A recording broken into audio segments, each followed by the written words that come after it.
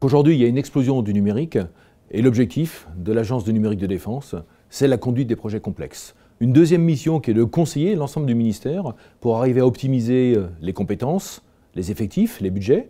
Et une troisième mission qui est la mise en œuvre de la politique industrielle dans le domaine des technologies numériques des systèmes d'information.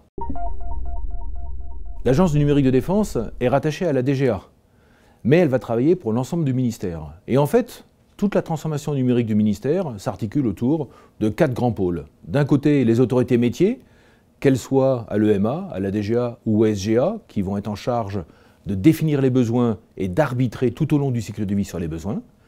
Un deuxième acteur fort, la DGNUM, qui exprime la gouvernance du ministère dans le domaine du numérique. Un troisième acteur, l'Agence du numérique de défense, qui va orchestrer et coordonner toutes les capacités de conduite de projets complexes. Et un quatrième acteur, qui est l'opérateur de référence, donc la DIRISI en particulier. L'Agence du numérique de défense va intervenir d'une part sur un certain nombre d'opérations d'armement. Je pourrais citer par exemple Brasilas pour le MCO aéronautique, je pourrais citer SourceSold, mais aussi tout ce qui est le système d'information des armées, également Artemis.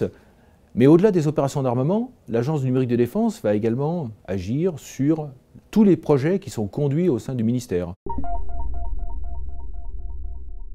Pour mettre en œuvre cette troisième mission, qui est la mise en œuvre de la politique industrielle dans le domaine des technologies numériques des systèmes d'information, le directeur de l'Agence du numérique de défense va d'une part être RPA, c'est-à-dire qu'il va pouvoir signer des marchés.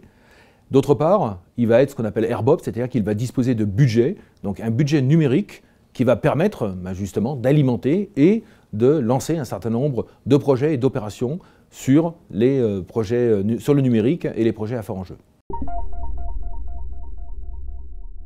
Le numérique, et en particulier la conduite des projets numériques, ne peut pas s'imaginer sans la prise en compte dès le début, donc dès le besoin et jusqu'à la fin du cycle de vie, de tout ce qui a trait à la cybersécurité et à la cyberdéfense.